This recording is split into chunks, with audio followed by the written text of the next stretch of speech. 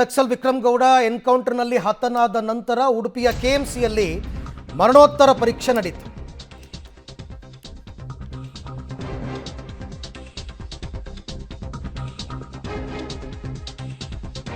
ಕಾರ್ಕಳದ taluk judge ಸಮ್ಮುಖದಲ್ಲಿ ಮರಣೋತ್ತರ ಪರೀಕ್ಷೆ. ಕೆಎಂಸಿ ಲ್ಯಾಬ್ನಲ್ಲಿ ಸಂಪೂರ್ಣ ಎಕ್ಸ್ರೇ ಕೂಡ ಮಾಡಿಸಲಾಗಿದೆ. ಅಂದರೆ ಅದು ಮರಣೋತ್ತರ ಪರೀಕ್ಷೆಗೂ ಮೊದಲೇ ಎಕ್ಸ್ರೇ ಮಾಡಿಸಿದ್ದಾರೆ ಪೊಲೀಸರು. ದೇಹದ ಮೇಲಿನ ಗಾಯಗಳ ಬಗ್ಗೆ ದಾಖಲೆಗಳನ್ನು ಸಂಗ್ರಹಿಸುವ ಉದ್ದೇಶ. ಮಣಿಪಾಲ ಕೆಎಂಸಿಯಲ್ಲಿ ಮರಣೋತ್ತರ ಪರೀಕ್ಷೆ. ನಿನ್ನೆ ಸಾಯಂಕಾಲನೇ ಡೆಡ್ ಬಾಡಿಯನ್ನು ಮಣಿಪಾಲ ಕೆಎಂಸಿಗೆ ತರಲಾಗಿತ್ತು. ಅದಾದ ನಂತರ ಬೆಳಗಿನ ಜಾವ ಕಾರ್ಕಳದ ನ್ಯಾಯಾಧೀಶರು ತಾಲೂಕು ನ್ಯಾಯಾಧೀಶರ ಸಮ್ಮುಖದಲ್ಲಿ ಪೋಸ್ಟ್ಮಾರ್ಟಮ್ ಅನ್ನು ಮಾಡಲಾಗಿದೆ.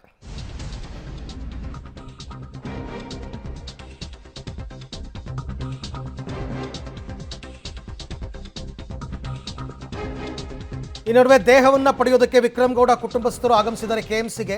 ಸಹೋದರ ಸುರೇಶ್, ಸಹೋದರಿ ಸುಗುಣ, ಅಳಿಯ ಹೆಬ್ರಿಯ ಕೂಡ್ಲುವಿನಲ್ಲಿ ವಿಕ್ರಮ್ ಗೌಡ ಅಂತ್ಯ ಸಂಸ್ಕಾರಕ್ಕೆ ಈಗ ನಿರ್ಧಾರ ಮಾಡಿದ್ದಾರೆ.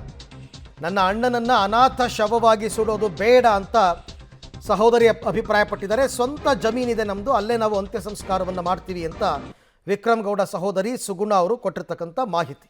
ತಗೊಂಡೋಗಿ ಅಲ್ಲಿ ಮಾಡೋದು ಅಂತ ಅವ್ರು ಮಾಡಿದೆಲ್ಲ ಮನೆ ಜಾಗ ಎಲ್ಲ ಅಲ್ಲಿ ಉಂಟಲ್ಲ, ಮೊದಲಿಂದ ಇದ್ದದಲ್ಲ, ಅದಕ್ಕೆ ಅಲ್ಲಿ ಮಾಡುವಂಥ ಅನಾಥ ಶವವಾಗಿ ಯಾಕೆ ಸುಡಬೇಕು ಅಂತ ಎಷ್ಟೊತ್ತಿಗೆ ಇರಲಿಲ್ಲ, ಮನೆ ಬಿಟ್ಟು ಹೋಗಿದ್ದಾರೆ ಹಾಗೆ ಅಂತ ಅಣ್ಣ ಮತ್ತು ನಾನು ಮಾತಾಡಿದ್ದು. ಅವರು ಹೇಳಿದ್ದಾರೆ ಹಾಗೆ ಮಾಡುವ ಅಂತ, ಜಾಗ ಎಲ್ಲ ಉಂಟಲ್ಲ. ಹೌದು, ಅಲ್ಲಿ ಮಾಡೋದು. ಈ ಬಗ್ಗೆ ಮತ್ತಷ್ಟು ಮಾಹಿತಿ ನನ್ನ ಕೊಲೀಗ್ ದೀಪಕ್ ಜೈನ್ ಅವರಿಂದ ಪಡ್ಕೊಳ್ಳೋಣ. ದೀಪಕ್, ಈಗ ವಿಕ್ರಮ್ ಗೌಡ ಅಂತ್ಯ ಸಂಸ್ಕಾರ ಮತ್ತು ಕುಟುಂಬಸ್ಥರು ತಗೊಂಡಿರ್ತಕ್ಕಂಥ ನಿರ್ಧಾರ, ಇದ್ರ ಬಗ್ಗೆ ಏನಿದೆ ಮಾಹಿತಿ? ಹೌದು ಅರವಿಂದ್, ಈ ಘಟನೆ ನಡೆದಂಥ ಸಂದರ್ಭದಲ್ಲಿ ಮಾಧ್ಯಮದ ಮೂಲಕನೇ ಕುಟುಂಬಕ್ಕೆ ಮಾಹಿತಿ ಲಭ್ಯ ಆಗಿರುವಂಥದ್ದು. ಅಲ್ಲಿಯವರೆಗೆ ವಿಕ್ರಮ್ ಗೌಡ ANF ಸಿಬ್ಬಂದಿಗಳ ಗುಂಡೇಟಿಗೆ ಬಲಿಯಾಗಿದ್ದಾನೆ ಅನ್ನುವಂಥ ಮಾಹಿತಿಗಳು ಲಭ್ಯ ಆಗಿರೋದಿಲ್ಲ. ಆ ನಂತರ ನಡೆದಂತಹ ಚರ್ಚೆ, ಕುಟುಂಬದ ಜೊತೆ ವಿಕ್ರಮ್ ಗೌಡ ಇರಲಿಲ್ಲ ಮತ್ತು ಈ ಒಂದು ದೊಡ್ಡ ಪೊಲೀಸ್ ಪ್ರೊಸೀಜರ್ ANFನ ಪ್ರೊಸೀಜರ್ ಆಗಿರೋದ್ರಿಂದ ಆ ಮೃತದೇಹ ಕುಟುಂಬಕ್ಕೆ ಸಿಗ್ತದಾ ಇಲ್ವೋ ಅನ್ನುವಂತಹ ಚರ್ಚೆಗಳು ಕೂಡ ಆರಂಭವಾಗಿತ್ತು. ಆದರೆ ಇವತ್ತು ಕುಟುಂಬ ಈ ಸ್ಥಳಕ್ಕೆ ಆಗಮಿಸಿದೆ. ಮಾರ್ಚರಿಯಲ್ಲಿ ಮೃತದೇಹ ಇದೆ, ಎಲ್ಲ ಪ್ರೊಸೀಜರ್ಗಳು ಈಗ ನಡೀತಾ ಇದೆ. 15ರಿಂದ 20 ನಿಮಿಷದ ಒಳಗೆ ಮೃತದೇಹ ಕುಟುಂಬದ ಕೈಗೆ ಸೇರಲಿದೆ ಅನ್ನುವಂಥ ಮಾಹಿತಿಗಳು ಲಭ್ಯ ಆಗ್ತಾ ಇದೆ.